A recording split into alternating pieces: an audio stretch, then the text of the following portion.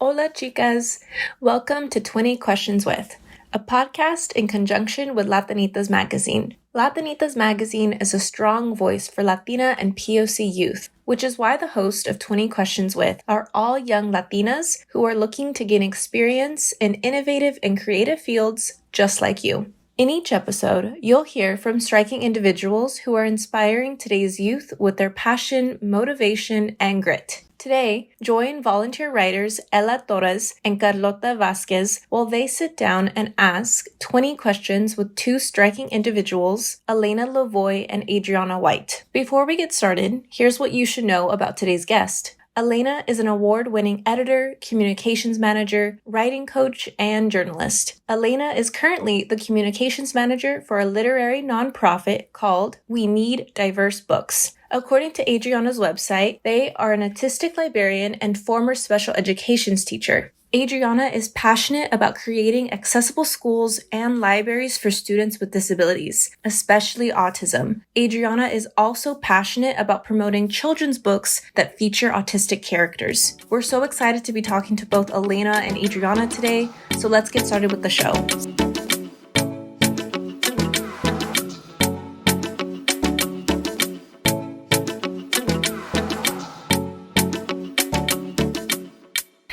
So first of all, I'll just quickly say hello again, and if that's okay with you guys, just get right to it. One of the things I wanted to ask you is that, well, I, as a neurotypical person, sometimes find myself having trouble understanding people in my life that have some sort of disability. I actually know a few people with autism, so I would like to ask you, what is an everyday aspect of the life of an autistic person that someone who is not autistic would probably overlook? That's a little bit of a tough question because we all experience autism so differently. I can only speak to my personal experience, but I do think that for me, one of the things that I think a lot of people overlook is that as an autistic person, I don't go a single day without stimming or self-stimulating, which is, for everybody, it's different. And I would say probably most autistic people do stim. While I can't say that they stim every day,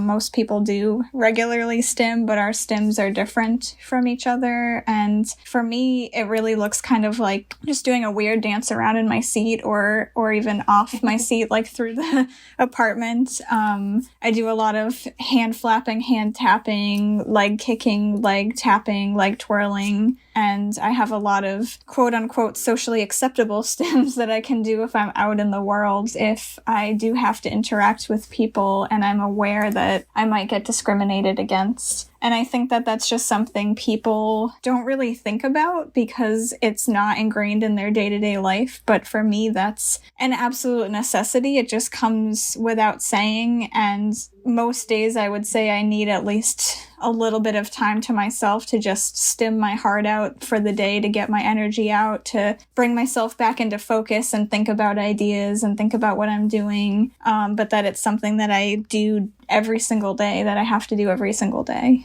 Yeah, I would totally agree with that. That's totally something I can relate to as well. For me, it's important to have these stimming moments because, like Alaina said, it's kind of like a refocusing yourself. If I don't do it, I end up just kind of like out of sorts. And so I think for a lot of people, the way I would answer this question is to say that it's exhausting sometimes to be autistic and doing things like stimming and flapping your hands is a way to kind of like recharge your battery, so to speak. And I feel like with everything you go through with autism, trying to pretend to be neurotypical out in public so people don't look at you weird, and trying to like filter out all of the sensory stuff that you experience each day, and having to like consciously think through a lot of things like socializing that happen kind of naturally for neurotypical people. Like a lot of that stuff is very exhausting at the end of the day. And I do think it's important for us to, as Alaina said, just to stim and kind of recharge our batteries and feel more like ourselves as much as we can. Great. So thank you very much for that. My next question is, do you believe that it's your duty as people like with an influence in media to express your opinion on social matters such as feminism, Black Lives Matter, and LGBTQ rights right now? I absolutely think so. I kind of believe it's everyone's duty as a person to express our opinions, whatever that might look like. For some people, like you said, having a platform, it might be your duty to speak out about it publicly. For people who don't have a platform where it might make sense for them to speak more about it directly one-on-one with someone in their life. I truly believe that it's very important to share my opinion on social justice matters. I do think it's also important to know my place in that, which is to say that, I do have lived experience as an LGBTQ person. I do have lived experience as a disabled and autistic person. I'm also not every LGBTQ person. I'm not every autistic person. I'm not every disabled person. And at the end of the day, there are always going to be gaps in what I know. So a lot of it is amplifying what people have told me, which may not be true to my experience. And that comes in, with a lot of issues that are facing communities I'm not a part of, like, COVID-related backlash against Asian Americans and Pacific Islanders, or Black Lives Matter, or Islamophobia, or anti-Semitism. Those are issues that don't personally impact me, that I believe it's my duty to speak out about, but that also means educating myself and not just making an assumption on what someone from that community wants me to share or wants me to know. It's actually really taking the time to listen and amplify their own voices, because that's what I want people to do when they're speaking out about LGBTQ issues or disability issues. I don't want them to assume what I need. And that's, I think Adriana brought up the accessible parking spot issue earlier. I think that's a great example of people just assuming that they know what a community needs, that because somebody's assumed to be parking in an accessible spot when they don't need it, that they should yell at them. And I think that that's where learning from communities is so important, because most disabled people would tell you not to yell at someone because most of the time it's an invisible disability. The person really does need the spot, but we just don't have our cane out, or we don't use a cane, or, we have a heart condition that you can't see from the outside. And that's why I think it's our duty to express our opinion and also to learn from people who are directly affected by issues. Yeah, I agree with what Alaina said. Like, she covered a lot of my thoughts on that question. I do try to, like she said, to just learn as much as I can and amplify the voices of others. And that's kind of why I started writing and doing presentations for conferences for librarians and teachers, because I felt like a lot of them weren't hearing these stories about, disabled people or autistic people. And so I wanted to kind of just have that reason to amplify these things and talk to people about these issues that they may not have been aware of. And it's been really amazing to have people come up and say, I had no idea that this was this whole thing. And I think a lot of people have good intentions and they think that they're trying to help, when they yell at somebody in the disabled parking lot or whatever. But I think for a lot of people, we have to do what we can to help direct their kind of passion in a good direction. We need to tell them, this is what we need. We need you to fight for this. We need you to fight for like more inclusive classrooms and things like that. And so it's definitely important to amplify those voices that would not get heard otherwise by people. Definitely. Definitely. Thank you so much. This question is a little more related to literature, and it is, do you think literature nowadays is diverse enough, or do we still have a long way to go? I think that the research backs me up here in saying that unfortunately we do still have a long way to go. The Cooperative Children's Book Center collects information on children's books specifically, which is more my area of expertise, and shows that we simply don't have a lot of diverse books, that there are more characters that are animals than people of color, that there are less than 1% Native, First Nations, and Indigenous characters in children's books, that there are somewhere between 3 and 4% LGBTQ characters, somewhere between 3 and 4% disabled characters. That's only a very small percentage of all books published, and the numbers are similar for what they do collect on authors sharing identities, that you might look at how many books are written by Black authors. It drops, it drops the level that there are more Black characters, but not as many of them are being written by Black authors. So I do think that the research backs up that we have a long way to go. That's not to say there hasn't been progress. I think that this year's American Library Association Youth Media Awards were one of the most diverse awards in history, with the first Native Caldecott winner, and many other amazing accomplishments from a variety of writers and illustrators. But that's not to say that we shouldn't keep doing this work. I truly believe that we haven't reached a point where everyone can see themselves in a book, or where you can pick up a book and expect to see a diverse cast and feel like you're reading a book that's free from stereotypes and truly reflects the world. And I think that a lot of marginalized authors have been fighting for this for a long time, and that's why we've seen progress, is primarily because of marginalized authors and marginalized people working in libraries, working in bookstores, working at publishing houses and literary agencies who have been advocating for this for decades. Yeah, speaking from it on the perspective of a school librarian, it's definitely true that we've made a lot of progress. And I am seeing that more companies are paying attention to things like disability and neurodivergence as a form of diversity, which I didn't see a lot of in previous decades. So we are making good progress. There's still, like Alaina said, a lot that needs to be done, especially with like those intersectional multiple marginalities. So for example, I like to create lists of books by autistic authors to recommend to librarians and teachers. And most of them are by white women who are autistic. I have a few that I've found by Black autistic authors and Asian autistic authors, but there are few to no books that have been written by Latinx autistic authors or Native or Indigenous authors who are also autistic. So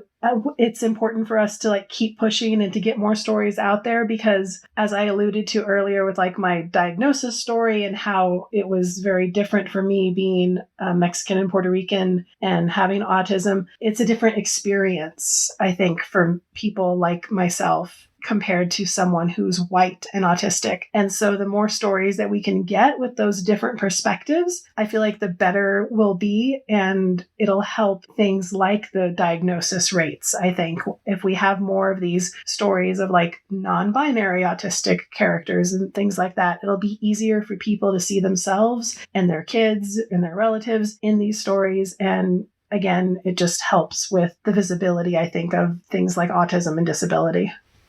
Absolutely, yeah. Thank you so much for that. This is kind of a follow-up question. I just wanted to know if there are any fictional autistic characters that you can recall that you could tell us about. I absolutely love books by autistic authors that have autistic characters. Corinne Davis, who Adriana mentioned coined Own Voices, has some great books with autistic characters. AJ Sass has a middle grade book coming out called Ellen Outside the Lines. Kay Kerr, Jen Wild, Mariek Nietzschkamp, all of them are autistic authors who have books with autistic characters that I find very compelling. I will say that, like Adriana mentioned, it's so hard to find books with autistic characters that are not written by white people about white people, so that's one place where I've seen a lot of gaps. But I have seen more autistic fictional characters, and the ones that I tend to connect with were created by or really heavily shaped by autistic people. Yeah, and to extend it a little bit outside the realm of books, I do like that we're seeing a few more representations of autism in other forms of media. And the person I thought of when I saw this question is actually the character of Princess Entrapta from the She-Ra in the Princesses of Power cartoon. Yes. Yeah, she's such a great character. And, the creator said, yes, she's autistic.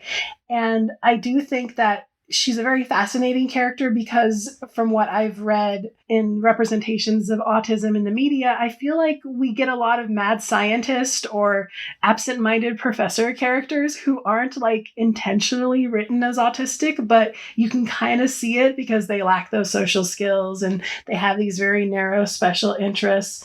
So for me, like, I see people like Entrapta or like Doctor Strange from the Marvel movies, and I just relate to them a lot and think that they're good characters, and we definitely need more of that in, other forms of media too, so we can just have autistic characters everywhere.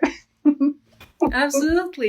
And my next question is actually also related to this one, and it's a more profound one, which is, why do you think there are so few of them, so few fictional autistic characters? I think a lot of it has to do with that perception that autistic people can only be a certain set of characteristics.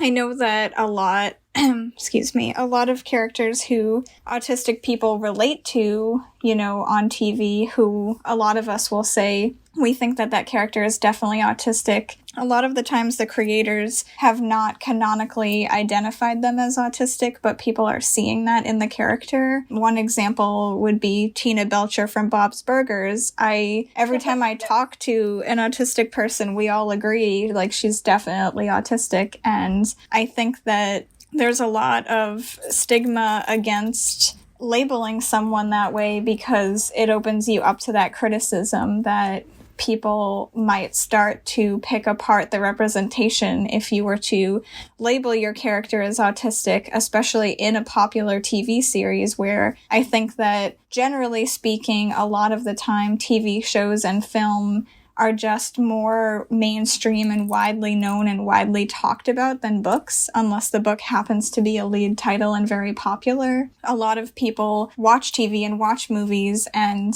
so there's that fear of backlash and criticism if they were to get something wrong in some way, and they would have to back that up somehow and explain why they created an autistic character who's actually really empathetic and cares about people's feelings, or why they created an autistic character who is a little socially awkward but has a strong core group of friends. I think it's a challenge for creators. And I also think that just in general, there aren't as many autistic people who are working in these industries who are able to bring that to the table. I think that people do create characters that are autistic when they themselves are not, but it often leads to inauthentic and hollow representation. And there are just so many barriers. Like Adriana mentioned, the unemployment rate is so high for autistic adults that it just makes it hard for autistic people to get into screenwriting or, filmmaking or producing or directing. And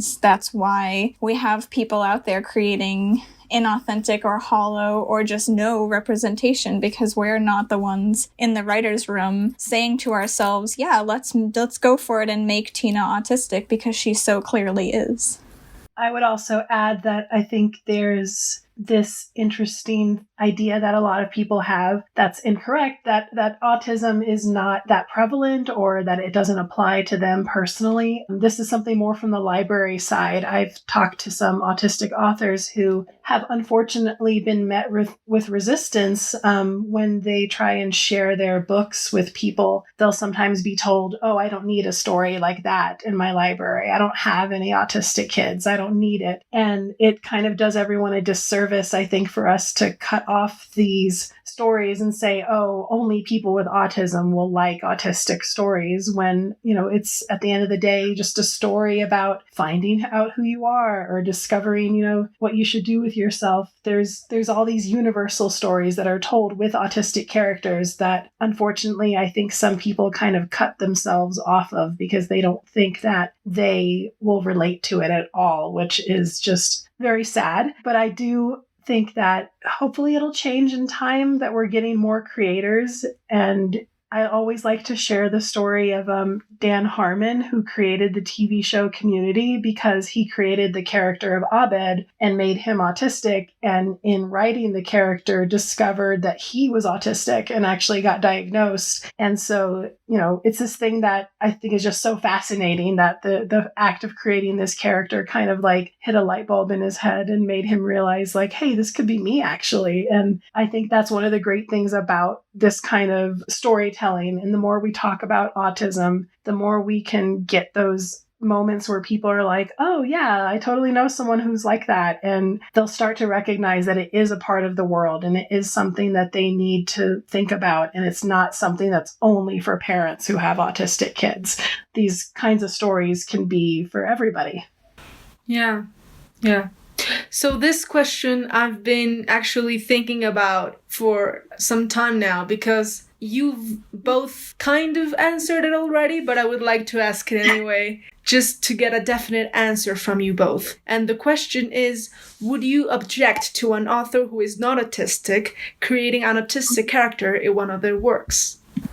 I wouldn't say that I outright object to it across the board, but I will say that I really believe that when you're writing a point of view character, when it's the main character or somebody who has a strong point of view in the book, it should be coming from that lived experience of marginalized identity. So I wouldn't necessarily object to an author who created a book where the best friend is autistic and they are not, or where the love interest is autistic, or perhaps the parent of the main character, or a teacher, a mentor, a friend, a classmate, as long as they did the work necessary to make sure that that representation was authentic and not harmful, ideally by hiring sensitivity readers who are autistic to read the book and working as closely as possible with autistic people, a variety, because we're all so different, to make sure that that representation is accurate. I think that when it comes to point of view characters, that's where it really matters the most, because you want your world to be diverse as a creator. You want your world to reflect the world, but your point of view characters shouldn't be written outside of your lane, outside of your lived experience. I'm white. I would never write a person of color as a point of view character. That's not my protagonist. But I am autistic, so I would feel comfortable writing a point of view character who's autistic, or a side character, or a love interest, or a parent, because I think that lived experience is so important. And that's where I would say, it's absolutely possible and important to include autistic people in your diverse world, just to make sure that you're doing it for the right reason, with the right intentions, and that your execution is good, that people have read through your book, a variety of people have read through your book, and haven't caught anything that you might not have noticed because you're not autistic. Yeah, I agree with Alaina there. I like to say that I don't object to authors writing autistic characters. I object to them writing bad autistic characters because, I don't want a bad representation out there in the world, because it can, be kind of harmful. It can lead to some bullying or something for kids who are autistic if there's this portrayal that isn't quite correct in the books. And so, as Alaina said, if you want to have a side character or something who's autistic, I definitely think people should do that. But as she said, they need to do their research. They need to put in the work for it. And I do hope that it's something that publishing houses and production companies are aware of, because I would hate for them to say, well, I made one movie about autism, I don't need to make any more. And they hired someone who wasn't autistic to do it. That's always my fear, is that if we don't prioritize the people who are writing from their own experiences, then we might miss out if it becomes this kind of weird quota type thing where they only want to do one of something and then they don't care to publish any more books besides that one. So it's definitely something I would encourage writers to do if they want to, again, have those side characters, but I would prefer the main character, those point of view characters, to, as much as possible, be written by people with that lived experience. Okay, thank you. My next question is, what fictional character have you come across that you think is most like yourself? I honestly think I'm a cross between a few characters. I think I'm a cross between Louise Belcher mixed with Lorelai Gilmore, mixed with Laura Jean Song Covey from Jenny Hans to All the Boys I've Loved Before, mixed with a little bit of Wade Wilson, who is Deadpool. I love your answer. That's great. That's appropriate that you chose to that you have Louise in there, because I was actually gonna say from Bob's Burgers that I totally was Tina when I was a teenager. I was totally that awkward, weird kid who had a crush on like everyone. So she's totally one of mine that I relate to. And the other character is actually from a little independent video game called A Night in the Woods. And the character's name is Mae Borowski. And I relate to her a lot because she's like this college dropout that doesn't quite know who she wants to be and what she wants to do. I related to that so much because I had that similar experience in life where I tried to go off to college and it didn't work out the first time and I had to go home and kind of recoup and do it again. So I related to that a whole lot in terms of the experiences. But yeah, I think for the autistic one, I definitely go with Tina. I am so awkward. Well, this one is not about who you relate to most, but it's if you could meet a fictional character from any book or movie, who would it be? Because that's one's an interesting one in my opinion, so. Yeah, that's probably about the hardest question. Yes. This time you can only pick one. Yeah. This time you can't cheat. I promise. That's so hard. I really feel like there are so many characters out there who are so compelling, and I'm blanking, so... I guess I can go ahead and talk then while she thinks about it. This was also a hard question for me to try and like narrow down and figure out. But I did ultimately say that like I would like to meet Deckard, which is Harrison Ford's character in Blade Runner. It's this really weird sci-fi 80s movie, but I really just like the cyberpunk aesthetic to it all. And I think there's something fascinating about the whole idea behind Blade Runner, which is that there are these replicants that are like fake humans, but they're also designed to be more human than human. And they end up being the ones with all the empathy and humanity, and real humans are off being terrible people. And so I guess in a way it's probably something like autistic people can relate to now that I'm saying it out loud. But I think there's just something so fascinating about this idea of like what makes you a person. And I think that it would be so fascinating to talk to someone in that universe and see what they think about humanity and what makes us human.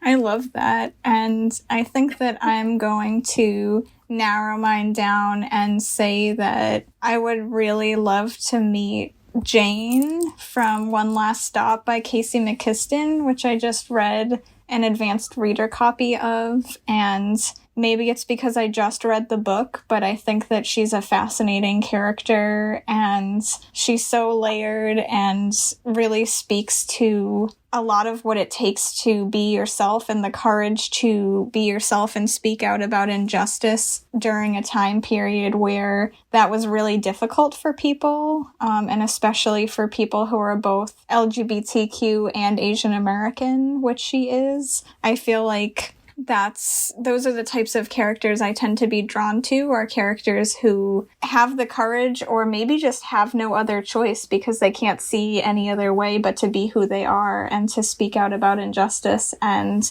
any story, any movie, any TV show, you name it, I'm going to find the character who's most like that, and that's going to be my favorite character.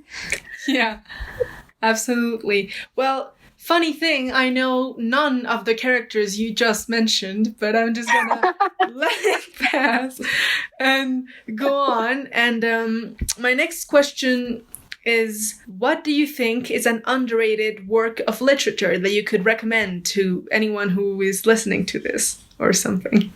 Well, the book doesn't have an autistic character, but I really enjoyed Anna on the Edge by A.J. Sass, who is an autistic author and who I mentioned earlier does have an autistic character coming out in a future book called Ellen Outside the Lines. Anna on the Edge is also a middle grade about a non-binary kid who is a competitive figure skater, essentially coming out and coming to terms with their non-binary identity, figuring out all of that, figuring out, what her pronouns are, what they might be in the future, what name she wants to go by. And I absolutely loved that book. I mean, I just think that it was so engaging, and Anna was such a great character, and her world was populated by so many other rich characters and rich environment, and the setting of San Francisco really feels alive to me as somebody who's literally visited San Francisco once, but I felt like I was there while I was reading the book, and I think that a lot of quiet middle grade contemporaries just fly under the radar that deserve a lot of love. Yeah, that's a great answer. Yeah, that's a really good book. And yeah, I'm also really excited to see the next one, Ellen Outside the Lines. I'm very excited to see what he does with that one, or what they do, with that one. This question was really hard for me to figure out, like, just one book, because I feel like there's so many good books out there and I could just recommend so many. So I actually cheated on this question and said that I wanted to talk about video games instead.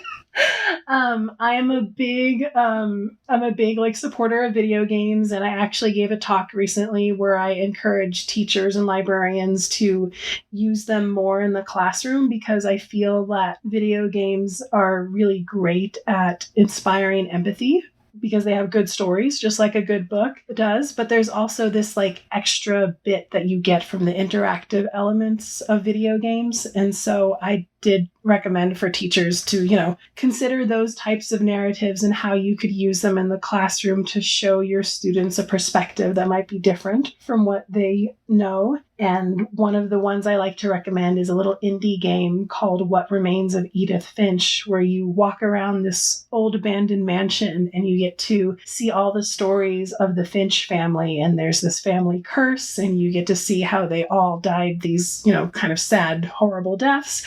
But it's just a fascinating experience. It's a video game that people tend to describe as a walking simulator, because it's not like a video game where you have to run around and punch things or whatever. You are just kind of exploring the world and getting the story. And I think video games like that are, usually indie. They're usually very small. They don't get a lot of attention. And I think that they are really wonderful. And I would love someday to have someone create a video game like that with an autistic character. And it would be this wonderful experience to be able to say, okay, let's read a book about an autistic character, and then let's play this video game where you get to be them and kind of have this double whammy of empathy for people. So that's my kind of cheating answer, is that I think video games are underrated.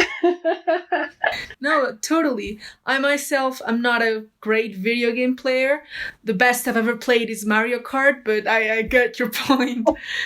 And unfortunately, this is our last question, and it strays a little bit from the last questions I've been asking, but I'm really excited about your answer. And it's, where do you hope to be in 10 years? I really hope that in 10 years, this pandemic is over. And I hope to be in a world free of, or maybe not free of COVID-19, but that it's fallen by the wayside in terms of significant deaths and community spread. And I hope on a personal level to be living with my wife and our cat somewhere. I hope that we have a third cat by then, and probably a few kids. And I'd really like to have published a few books, at least one book, ideally young adult or middle grade, probably with autistic characters in it. And I'd like to teach more and do more public speaking. The bulk of my work right now is my day job as a communications manager, and I absolutely love it. And I'm also finding that I really enjoy teaching at the college level, and that I really enjoy public speaking and podcasting and workshops and webinars. And I'd love to be doing even more of that in 10 years. Yeah, I have a lot of similar things to Alaina there. I also hope to be, by then, an author of at least one published book. I tend to lean towards like picture books in middle grade, but I definitely want to publish something with autistic characters as well. And I also have this dream that eventually I'll be a professor somewhere at some nice school somewhere and be able to teach classes to kids and, teach people more about things like autism and mental health and all of these very important subjects. And I hope that us as a society in 10 years have kind of like gained a better understanding of things like autism and mental health and disabilities, where I hope that things are easier then at that point for people, and that we are doing more things to help each other. And that's really what I think a lot of my work comes down to, is this idea of helping people and making life easier for others, because I had a hard time in my childhood, and I feel like other kids and adults should not have to experience that. So that's definitely my hope, is that the world will be a better place and I'll still be around talking to people about these important issues. Totally.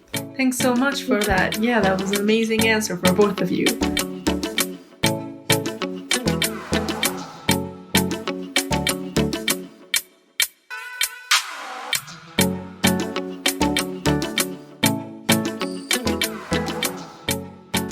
If you're interested in pursuing a career in media, make sure to visit us at latinitasmagazine.org for more information. Thank you guys so much for tuning in to this episode of 20 Questions With. We'll see you next time.